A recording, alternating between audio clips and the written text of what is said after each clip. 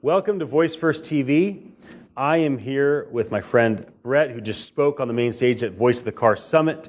And thank you so much for joining me. I have a few questions I want to ask you, but can you please introduce yourself to the audience here at Voice First TV? Sure. I'm Brett Kinsella, and I am the founder and editor and research director for VoiceBot.ai. We like to think of ourselves as the central repository of voice assistant intelligence for the industry. So we gather lots of data. We report every day. We've got podcasts. We've got research reports. You can go to voicebot.ai/research and download. And so really our goal is to educate the industry about what matters. Okay. Why is there so much energy around voice first, voice tech?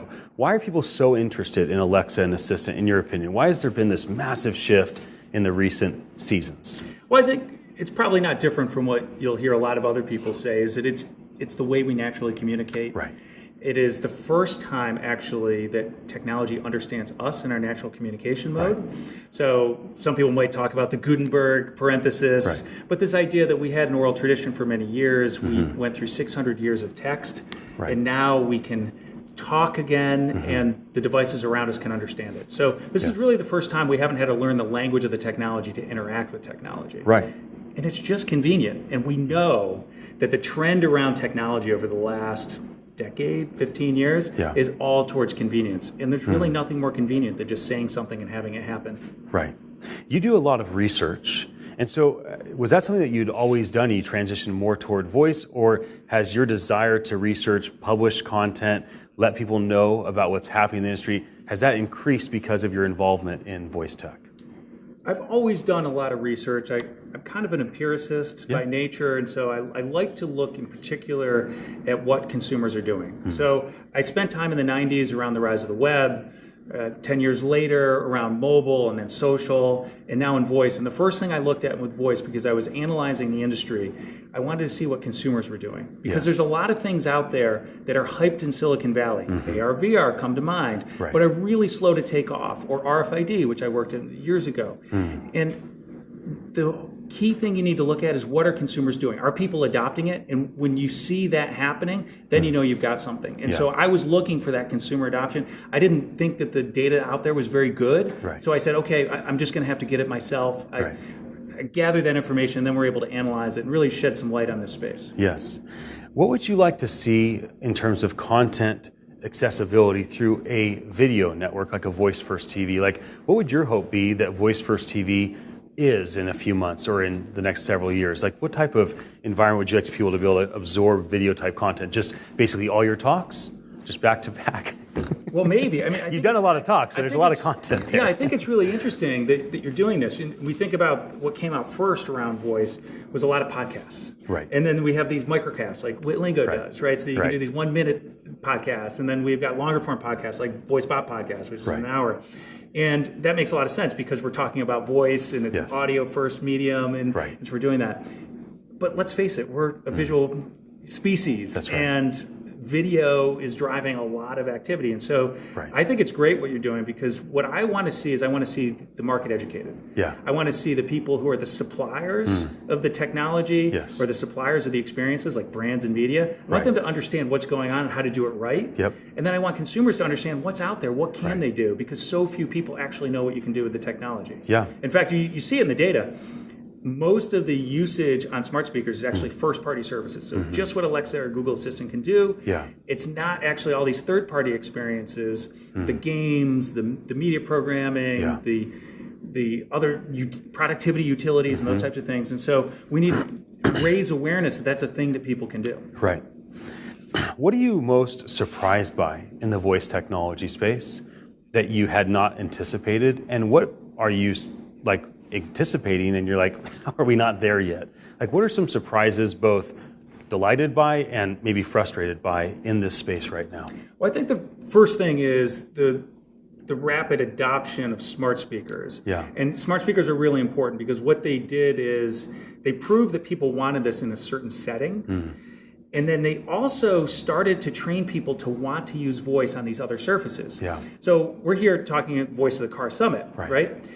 A lot of people don't know that voice has been in the car since 2001. That was 13 years before the first smart speaker. It's amazing. Right? 15 years before Google Home came out, right?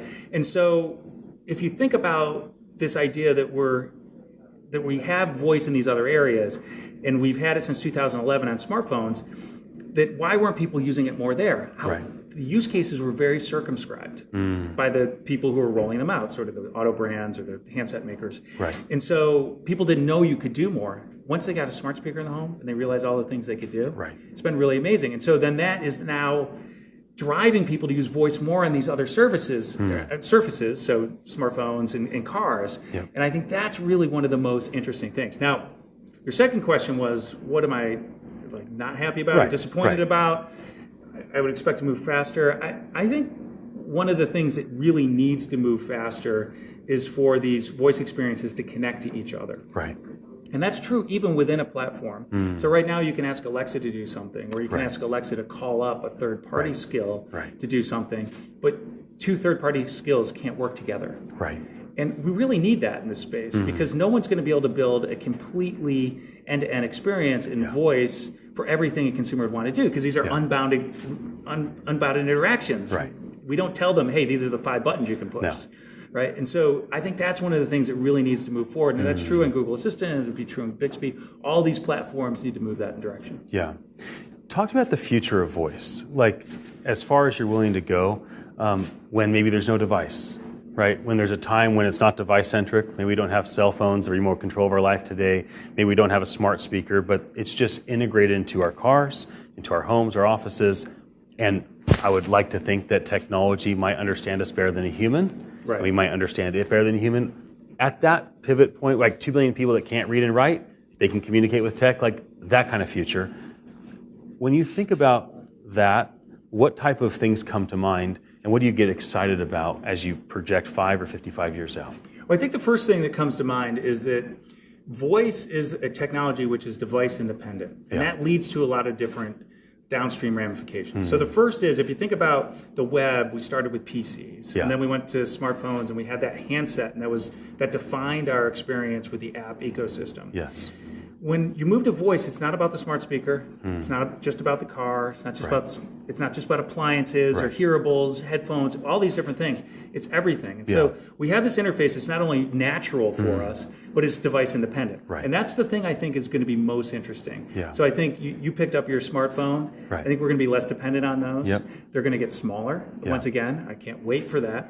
But the other thing is we have a set of screens behind us. We do. Increasingly, there are screens all around us. And so when we think about all those screens, we don't necessarily need this little screen. We'll be able to interact with these other screens. And voice will be the tool that'll help us jump between surfaces and have this common, consistent, and continuous experience that's not device dependent. It's good. Any final thoughts before we wrap up our interview? Well, I would just say that if we think about what we're talking about here today, a lot of people don't know that there's about 60% more monthly active users of voice in the car is on smart speakers. Because a lot of people have cars, they've been around for a lot longer, And so I always want to point that out to people. And there's even more people using voice on mobile. And so there's this focus on the smart speaker, and people should do that. But we should also be looking at all these other contexts that people are going to use these in.